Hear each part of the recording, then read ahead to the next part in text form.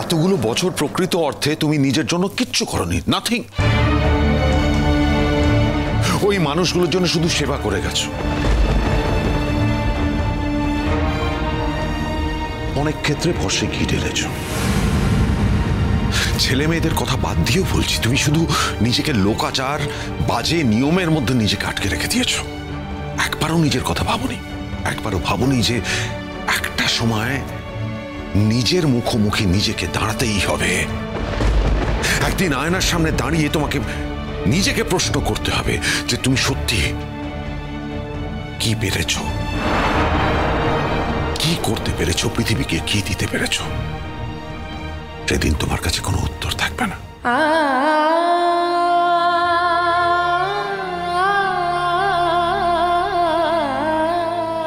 I'm sorry. I'm so sorry.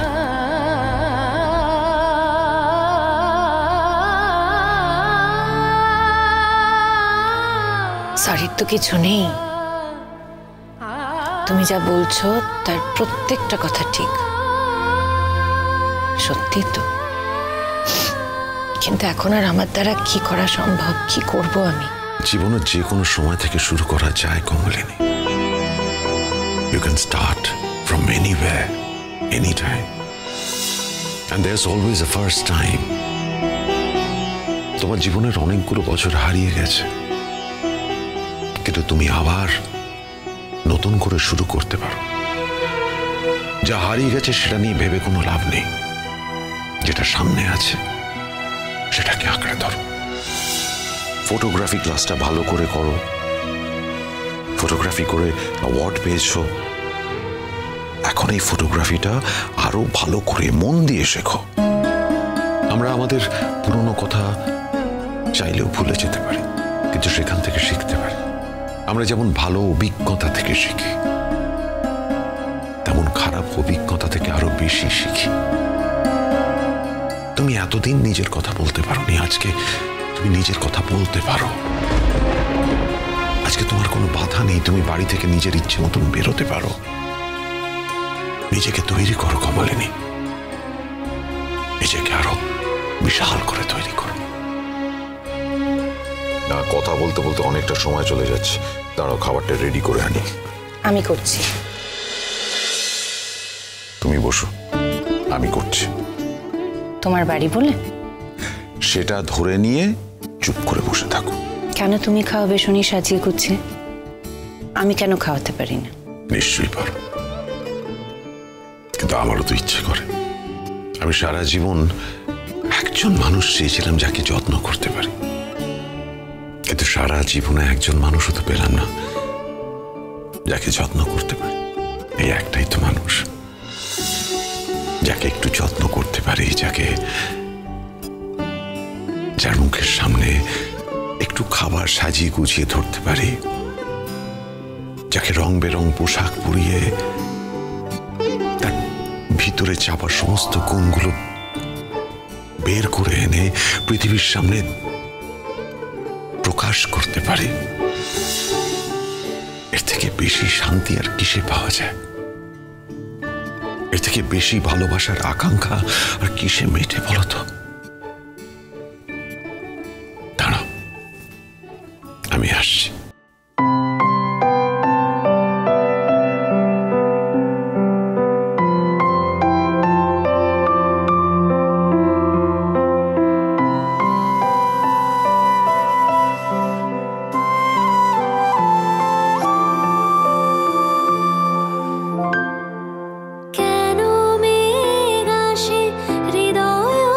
আকাশে কেন মেঘ আসে, হৃদয়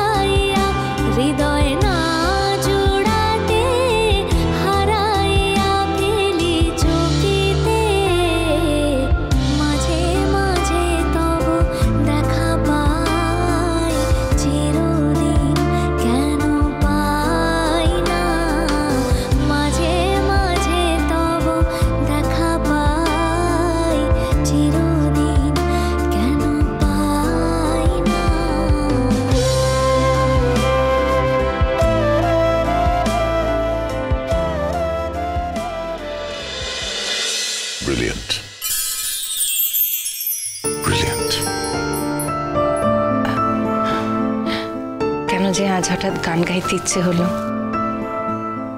অপরাধ? কি জানি, তবে আজ গান গেয়ে বড় তৃপ্তি হলো। মনে হলো ভেতরটা পুরো ভরে গেল জানো। অনেক কিছু বলার ছিল এই বাদল বাতাসকে, এই গাছগুলোকে, আর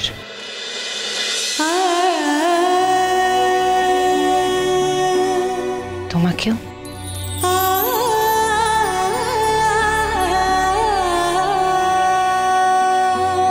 এসো।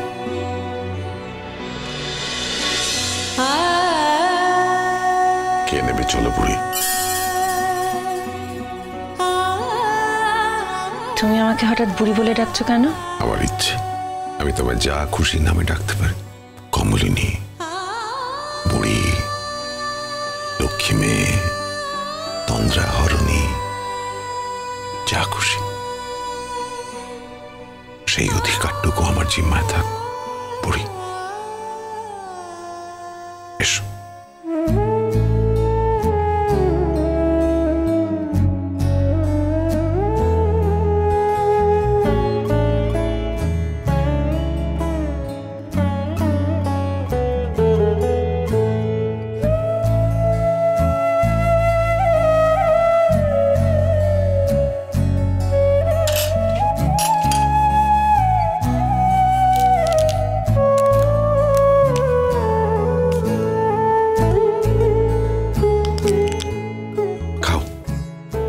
আমি না ছোটবেলার থেকে খুব কেক খেতে ভালোবাসতাম।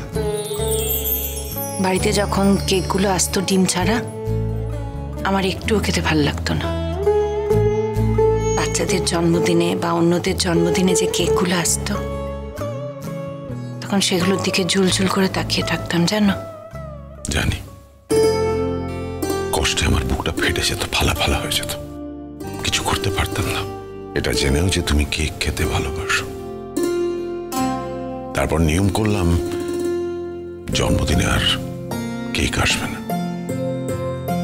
বাঙালি মতে জন্মদিন পালন করা, প্রদীপ জ্বালিয়ে, পায়েস খেয়ে, রবীন্দ্রসঙ্গীত গেয়ে জন্মদিন পালন করা শুরু হলো।